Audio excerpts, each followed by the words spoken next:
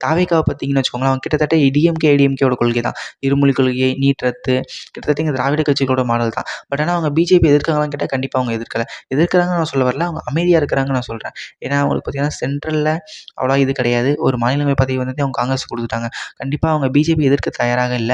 அதே மாரி அவங்க ஏத்துக்கிறவும் தயாரா இல்ல அப்படிங்கிறத நம்ம இங்க பொறுமையா பார்க்க முடியும். இது ஒரு நல்ல கேம் தாங்க. ஜெகன் ரோகன் மெட்டீரியல் மாரி இருக்க வேண்டியன.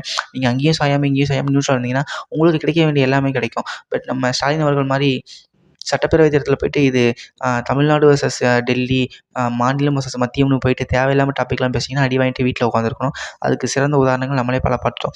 அப்படி இல்லாம நம்ம தேவைப்பட்டத நம்ம சாதிக்கணும் அப்படின்னா, நம்ம நாட்டுக்கு கண்டிப்பா மாநிலத்துக்கு நிதி தேவை. அதுக்கெல்லாம் மத்திய அரசு தான் சார்ந்திருக்கும். அந்த மாதிரியான விஷயங்கள நம்ம கொஞ்சம் கிளவரா ப்ளே பண்ணிட்டு போயிரலாமே. நீங்க உங்க அரசியல் ஆதாயத்துக்காக நீங்க இப்படி எதிர்க்கிறீங்க. அதனால நிதி நாசமா போகுது. நீங்க நாடு நல்லா இருக்கும்னு நினைச்சு உங்க அரசியல் ஆதாயத்த கொஞ்சம் குடுத்தா என்ன? ஸோ அப்படிங்கிற பட்சத்தில நம்ம விஜய் அவர்கள பாராட்டி தான் ஆகணும். பட் உங்களுக்கு பாராட்ட மனசு இல்லனா ஒண்ணும் பிரச்சனை இல்ல. நீங்க பாராட்டவே தேவையில்ல.